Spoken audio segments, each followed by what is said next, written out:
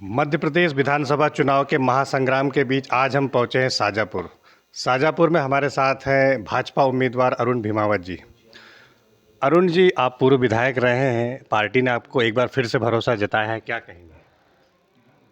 मैं भारतीय जनता पार्टी के प्रदेश नेतृत्व और राष्ट्रीय नेतृत्व को धन्यवाद दूंगा कि जिन्होंने मुझ पर, छोटे से कार्यकर्ता पर तीसरी बार भरोसा किया है और मैं उस भरोसे पे खरा उतरूंगा और भारतीय जनता पार्टी शाजापुर विधानसभा क्षेत्र में कमल खिलेगा, ये विश्वास दिलाता हूँ। राज्य से लेकर केंद्र सरकार तक में भाजपा सरकारें हैं, किन किन कामों को लेकर जनता के बीच जा रहे हैं? मध्य प्रदेश में लगातार 18-19 वर्ष तक हमारी भारतीय जनता पार्टी की सरकार है और 2003 से लेकर लगातार मध्य प्रदेश में जल कल्याणकारी योजनाएं जो आम नागरिक हितग्राही तक पहुंची है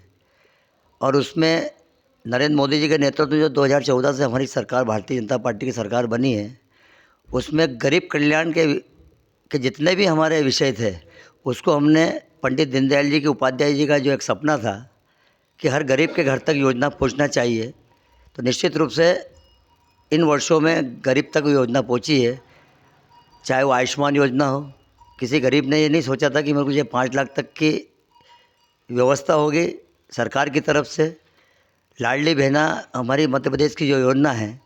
वो निश्चित रूप से आम बहनों के, मैं जिस प्रकार से आशीर्वाद लेने के लिए घर घर जा रहा हूँ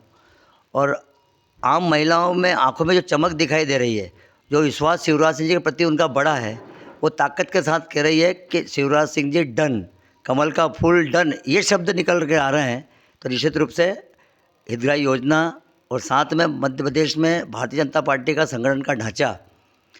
एक समय तक मंडल स्तर पर था, लेकिन पिछले 4 वर्षों में हमने शक्ति केंद्र और मतदान केंद्र पर और मतदान केंद्र से नीचे तक मतदाता सूची तक हम पहुँचे हैं और एक मतदान केंद्र पर भारतीय जनता पार्टी के 90 कार्यकर्ता और अधिकतम 110 कार्यकर्ता सूचीबद्ध है। उनकी ताकत, उनके कार्य, जिस प्रकार से उन्होंने नीचे तक उतरे हैं और हितग्राही तक पहुँचे हैं, कार्यकर्ताओं की ताकत, हितग्राही योजनाओं का लाभ जो मिला है, इन सब का मिश्रण करते हुए हम निश्चित रूप से मध्य प्रदेश में भारतीय जनता पार्टी की सरकार बनेगी और शाजापुर में कमल का फूल खिलेगा। अगर हम यहाँ की मूलभूत समस्याओं की बात करें तो सड़क से लेकर के बिजली और सबसे बड़ा पानी जो क्षेत्र की प्रमुख समस्याएं हैं। लखोदर जो पानी जिसको लाना चीलर डैम जो है आपका, वो समस्या की क्या स्थिति है और उसके लिए क्या क्या काम हुए हैं अभी तक? शाजापुर जिला कृषि प्रधान जिला है और विशेषकर शाजापुर विधानसभा 2 नदियों के बीच में, 3 नदियों के बीच में हमारा है। लखुंदर, चिल्लर और काली सिंध, ये 3 नदियों के बीच में हमारा शाजापुर विधानसभा क्षेत्र पूरा लगा हुआ है। जब मैं 2013 में विधायक बना था, उस समय मैंने एक चरणबद्ध तरीके से, श्रृंखलाबद्ध तरीके से मैंने स्टाफ डैम बनाने का काम किया, चाहे वो जादमी भदोनी का डैम हो, चाहे बज्जाएड़ा का डैम हो, चाहे तिंगजपुर का डैम हो, चाहे धोबी पचौर का डैम हो। इस प्रकार से ऐसी संरचना बनाई थी कि पानी को रोका जाए और वो सीधे किसानों के खेत में जाए। उसमें हमने सफलता भी प्राप्त करी है और साथ में नर्मदा का पानी की योजना जो काली सिंध के माध्यम से आम नागरिकों को मिले, आम किसानों को मिले,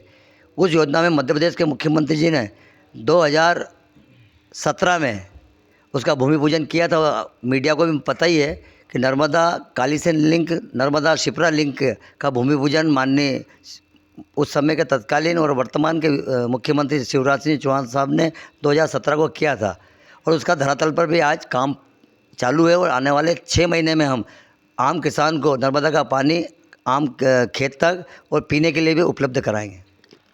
क्षेत्र में मक्सी एक बड़ा औद्योगिक क्षेत्र माना गया है, वहाँ पर की अव्यवस्थाएं या उसके विकास को लेकर के हमेशा बातें होती रहती हैं, उस बारे में क्या विचार किया, क्या कहेंगे?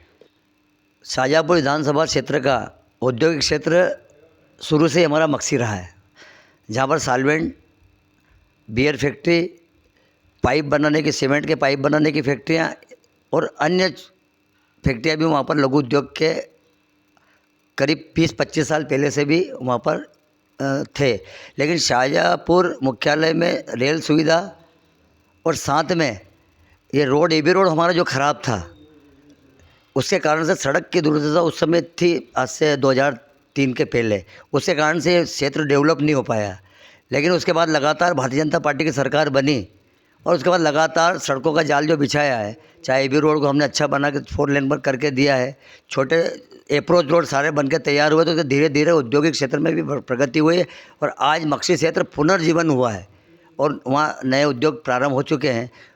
हमारा मक्सी क्षेत्र तो है ही सही, लेकिन हमने शाहजहाँपुर को भी डेवलप करने की कोशिश करी और हमने अभी चुनाव हारने के बाद भी मैं लगातार इसमें प्रयास में रहा और मुझे सफलता भी मिली है कि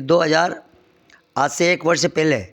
2021 से लेकर 22 के बीच में हमने मध्य प्रदेश के मुख्यमंत्री से कहा था, जब शाहजहाँपुर प्रवास पे आए थे, कि हमें 200 बीघा ज़मीन हमारे पास है खेरखड़ी भदोनी के बीच में, वहाँ अगर हमें औद्योगिक क्षेत्र मिल जाएगी तो यहाँ के युवाओं को रोज़गार मिलेगा। वो हमें स्वीकृत हो गई है और उसका डेवलपमेंट का कार्य आने वाले समय में पूरा होगा। अभी आपने कहा शाहजहाँपुर कृषि प्रधान क्षेत्र है, यहाँ से विधायक भी कांग्रेस के हैं, कांग्रेस ने फिर कर्ज माफ़ी की बात कही है, क्या कहेंगे? मैं शाहजहाँपुर विधानसभा क्षेत्र में कांग्रेस की स्थिति के बारे में बता दूं कि लगातार यहाँ पर कांग्रेस के विधायक रहे हैं। 2013 से 18 तक मैं रहा हूँ। 2013 से पहले लगातार 15 साल तक और 20 साल तक वो विधायक रहे हैं और 2013 से 18 तक फिर वो विधायक रहे हैं। वो एक भी उपलब्धि अगर मीडिया को बता दे पानी के क्षेत्र में, उद्योग के क्षेत्र में, तो निश्चित रूप से मीडिया को ये सब पता मालूम है कि इन्होंने विकास के नाम पर कोई काम नहीं किया है और लगातार एक समीकरण के हिसाब से शाहजहाँपुर की विधानसभा सीट जीतते आए हैं। लेकिन उसको ध्वस्त भी 2013 में मैंने ही भारतीय जनता पार्टी के प्रत्याशी के रूप में किया था और आने वाले ये वाला समय जो चुनाव चल रहा है, इसमें भी भारतीय जनता पार्टी का कमल का फूल खिलेगा, क्योंकि उन्होंने कोई विकास के नाम पर आज भाषण नहीं दे सकते वो। तो शाहजहाँपुर में एक बार फिर से कमल का फूल खिलेगा। अरुण भीमावत जी जो पूर्व विधायक यहाँ के रहे हैं, इस बार वो फिर ताल ठोक रहे हैं और इस सीट को भाजपा की झोली में डालने के लिए पूरी तरीके से वो तैयार है। मैं सचिन गंगराड़े, कैमरामैन जुबेर के साथ शाहजहाँपुर से।